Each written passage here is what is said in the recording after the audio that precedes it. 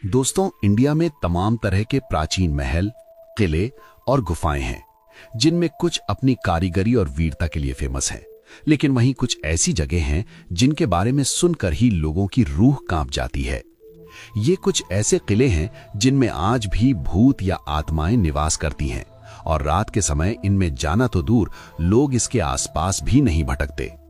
हैरानी की बात तो यह है कि अगर कोई रात के समय गलती से इनके अंदर चला भी जाए तो वो वापस नहीं लौटता। आज हम इस वीडियो में ऐसे ही 10 खतरनाक और हॉन्टेड किलों के बारे में बात करने वाले हैं और जानेंगे उनके पीछे की रहस्यमयी सच्चाई। तो चलिए शुरू करते हैं। नमस्कार दोस्तों, स्वागत है आपका इस चौंका देने वाली वीडियो में। भानगढ़ किला, राजस्थान। राजस्थान के अलवर जिले में स्थित है भानगढ़ का किला। ये किला 17वीं सदी में बना था, लेकिन आज इसका नाम सिर्फ इतिहास नहीं बल्कि डर, भय और पैरानॉर्मल कहानियों के लिए जाना जाता है। जब आप भानगढ़ किले के अंदर जाते हैं तो सिर्फ पुरानी दीवारें नहीं दिखती, बल्कि एक अजीब सी बेचैनी और डर का एहसास भी होता है। कई आगंतुकों ने बताया है कि उन्हें ऐसा लगता है जैसे कोई उन्हें लगातार देख रहा हो या उनके पीछे पीछे चल रहा हो। और यही डर है जो लोगों को लंबे समय तक किले में टिकने नहीं देता। यहाँ रात में रहना सख्त मना है। ASI यानी आर्कियोलॉजिकल सर्वे ऑफ इंडिया ने जगह जगह बोर्ड लगाए हैं कि रात के समय अंदर मत रहना। स्थानीय लोगों का कहना है कि जिन लोगों ने रात में किले में रहकर देखा वे वापस नहीं आए। वे सब कहाँ गए कोई नहीं जानता। कहानी कुछ इस तरह है। एक साधु गुरु बालूनाथ उस जगह पर ध्यान करते थे जहां बाद में किला बनाया गया। उन्होंने कहा था, अगर किले की छाया मेरे ऊपर पड़ी तो बुरा होगा। राजा ने भरोसा दिलाया कि ऐसा नहीं होगा, लेकिन हुआ क्या? जैसे ही किले की छाया उस साधु की जगह पर पड़ी, उसने किले और नगर पर शाप दे दिया। और कहते हैं तभी से सब कुछ बिगड़ गया। ये सबसे अजीब बात है। भानगढ़ के आसपास के सारे घर बिना छत हैं। स्थानीय लोग कहते हैं कि जब भी किसी ने छत बनाने की कोशिश की, छत गिर गई और कई बार लोगों की जान भी चली गई। अब घर हमेशा खुली छतों के साथ हैं, जैसे कोई देख रहे हों या फिर कोई नहीं चाहता कि वे सुरक्षित रहें। एक बार कुछ बहादुर युवाओं ने सोचा कि वो रात में किले में रहकर दिखाएंगे कि डर तो सब अफवाह है। लेकिन क्या हुआ? एक लड़का अच्छी टॉर्च लेकर नीचे गिर गया और उसके दोस्तों ने उसे अस्पताल ले जाने की कोशिश की, लेकिन रास्ते में तीनों की भीषण सड़क दुर्घटना में मौत हो गई। क्या यह सिर्फ एक दुर्घटना थी या किले का श्राप सच में काम करता है, कोई नहीं जानता। कुलधरा गांव, राजस्थान। राजस्थान के रेगिस्तान में एक गांव है कुलधरा। आज वहां सिर्फ टूटे हुए मकान हैं और डरावना सन्नाटा। लेकिन 200 साल पहले ये गांव बहुत अमीर और खुशहाल था। यहाँ पालीवाल ब्राह्मण रहते थे, खेती अच्छी थी, पानी की शानदार व्यवस्था थी और लोग आराम से जिंदगी जी रहे थे। फिर कहानी में आता है एक क्रूर मंत्री सलीम सिंह। उसे गांव की एक सुंदर लड़की पसंद आ गई। उसने लड़की से शादी करने की जिद की। गांव वालों ने मना कर दिया। तब उसने धमकी दी, अगर शादी नहीं हुई तो गांव बर्बाद कर देगा। गांव वालों के सामने 2 रास्ते थे, अपनी इज्जत बचाएं या डर कर झुक जाएं। उन्होंने झुकना नहीं चुना। एक रात बिना शोर, बिना लड़ाई, पूरा गांव गायब हो गया। जाते जाते उन्होंने गांव को श्राप दिया, यहां दोबारा कोई नहीं बस पाएगा। आज भी कुलधरा खाली है। लोग कहते हैं यहां रात में अजीब आवाजें आती हैं। कुछ लोगों को कदमों की आहट सुनाई देती है। सवाल ये नहीं है कि भूत हैं या नहीं, सवाल ये है एक पूरा गांव एक रात में कैसे गायब हो गया। कुलधरा सिर्फ एक गांव नहीं, ये एक रहस्य, एक श्राप और एक जिंदा खंडर है जो आज भी वीरान खड़ा है। शनिवार वाड़ा, पुणे। पुणे का शनिवार वाड़ा सिर्फ एक पुराना किला नहीं है, ये एक भूतिया इतिहास से भरा हुआ है। शनिवार वाड़ा 1732 में बाजीराव प्रथम ने बनवाया था, जो मराठा साम्राज्य का एक शक्तिशाली मुख्यालय था।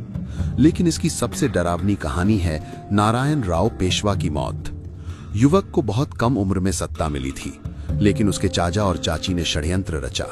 उन्होंने दुश्मन योद्धाओं को बुलाकर रात में नारायण राव को पकड़ लिया और बेहद क्रूर तरीके से मार दिया। उसके आखिरी शब्द थे, काका मला वाचवा, यानी चाचा मुझे बचाओ। कहानी के अनुसार यहीं से यह किला भूतों का बसेरा बन गया। स्थानीय लोग कहते हैं कि कभी कभी रात में पुराने रास्तों में नारायण राव की दर्दनाक आवाजें गूंजती हैं। उसकी चीखें जैसे आज भी न्याय की दरख्वास्त कर रही हों। इसके अलावा 1828 में इस किले में भीषण आग लगी थी जो सप्ताह भर जलती रही और किले की लकड़ी सब जल गई।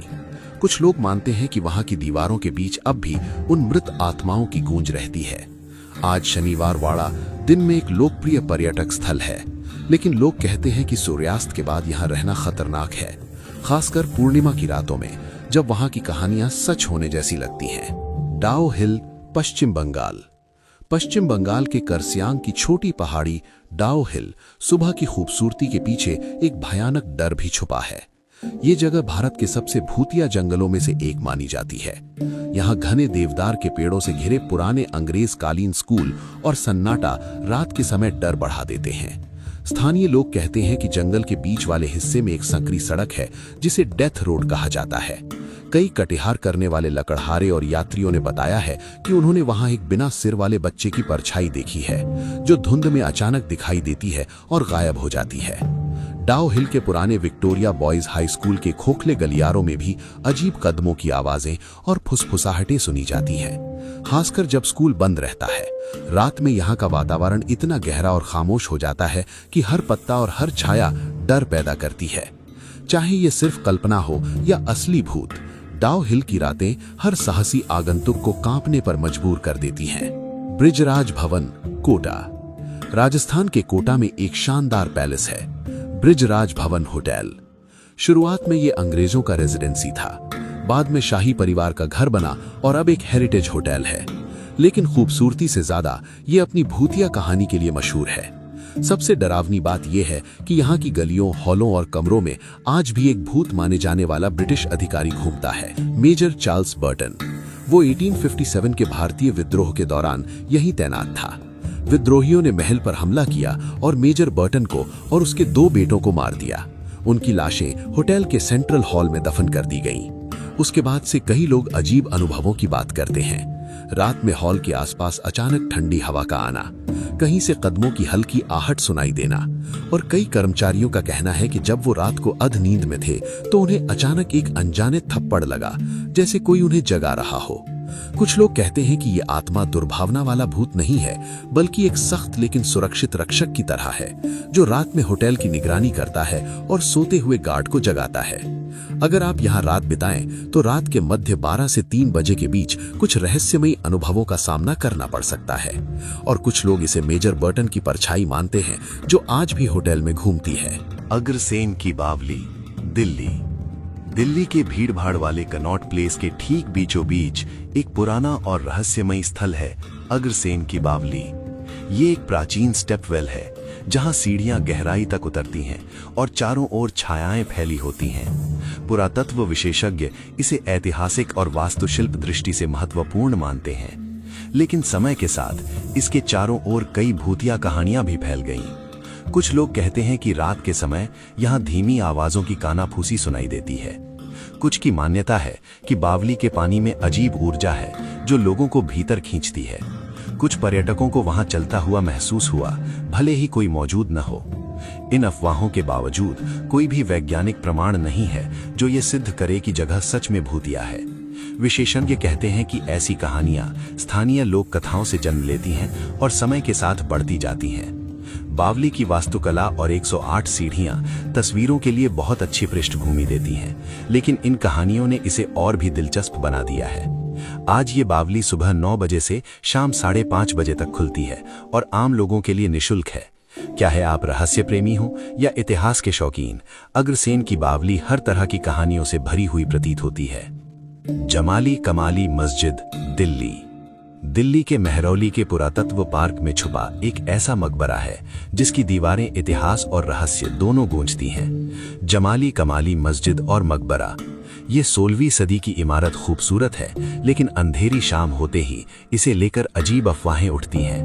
कहते हैं यहाँ जिन्न रहते हैं, अजीब फुसफुसाहटें होती हैं और रात के सन्नाटे में ठंडी हवाएं कानों में सरसराती हैं।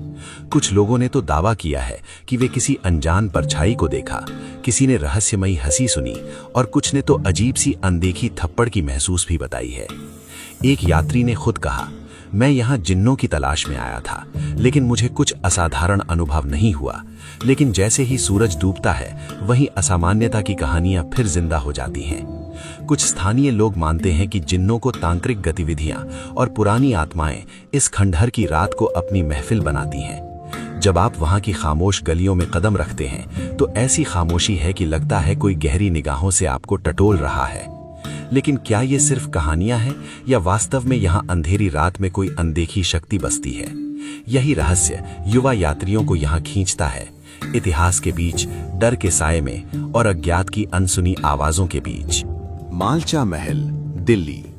दिल्ली के शांत चाणक्यपुरी इलाके में छिपा एक पुराना वीरान महल है मालचा महल। ये 1325 में फिरोज शाह तुगलक के शासन के समय एक शिकार घर के रूप में बनाया गया था। उसकी विशाल तगड़ी दीवारें और पुराने किले जैसे द्वार आज भी इतिहास की गहराइयों से गुजरते हैं। लेकिन समय के साथ ये जगह सिर्फ इतिहास नहीं रही, इसके चारों ओर अजीब किस्से और डरावनी कहानियां भी जुड़ गईं। कहते हैं कि जब ये जगह वीरान और टूटी फूटी हो गई तब यहाँ एक परिवार रहा, बेगम विलायत महल, उनके बेटे अली रजा और बेटी, जिन्होंने खुद को ओढ़ के रॉयल्स का वंशज बताया। उनका जीवन यहाँ संघर्ष और अकेलेपन से भरा रहा। वे बिजली, पानी जैसी साधारण सुविधाओं से भी वंचित थे। विलायत की आत्महत्या और उसके बाद बेटे की मौत की खामोशियां आज भी यहाँ की हवाओं में गूंजती प्रतीत होती हैं। आज मालचा महल वीरान और जर्जर हालत में खड़ा है। रात के समय इसकी खामोश गलियां, ढहते दरवाजे और स्थानीय लोगों का मानना है कि ये जगह खाली नहीं है। यहाँ की दीवारें और खंडहर उन अनकहे किस्सों को अभी भी